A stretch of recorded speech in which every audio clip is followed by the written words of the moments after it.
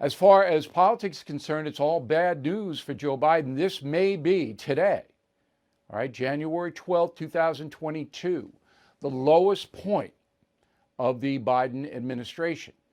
And that's a pretty damning statement. So let's run it down unemotionally. First of all, is a poll out, Rasmussen, and it asks a very simple question. The next presidential election, if it were held today, would you vote for Biden or Donald Trump? Hypothetical race, okay? Trump 46, Biden 40. Another candidate 10, not sure 2, wouldn't vote 2. So, Donald Trump's still a very controversial guy. But Rasmussen, pretty accurate. Beats him bad, 46-40. Inflation, which is, a real key to Joe Biden's future, is up again, 39-year high. Okay? 7%. It's risen in the last 12 months ending in December.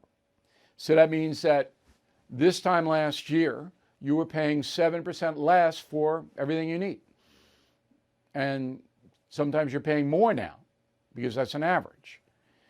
So the food index, and we all know that.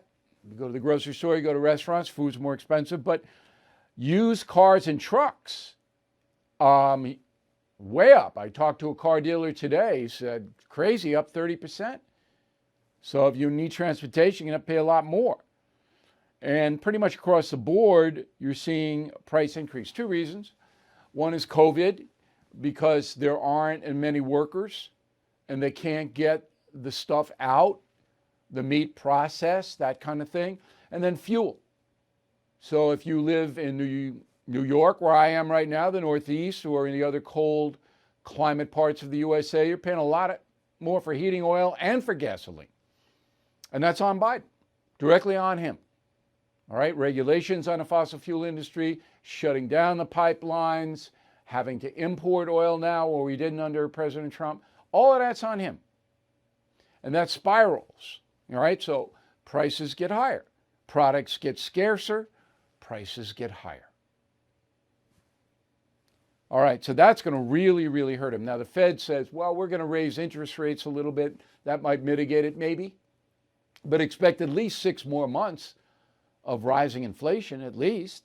And that backs you right into the 2022 midterm election. Now, American families are falling deeper in debt. Of course they would. Of course they would. The average American family, ready, owes $155,000.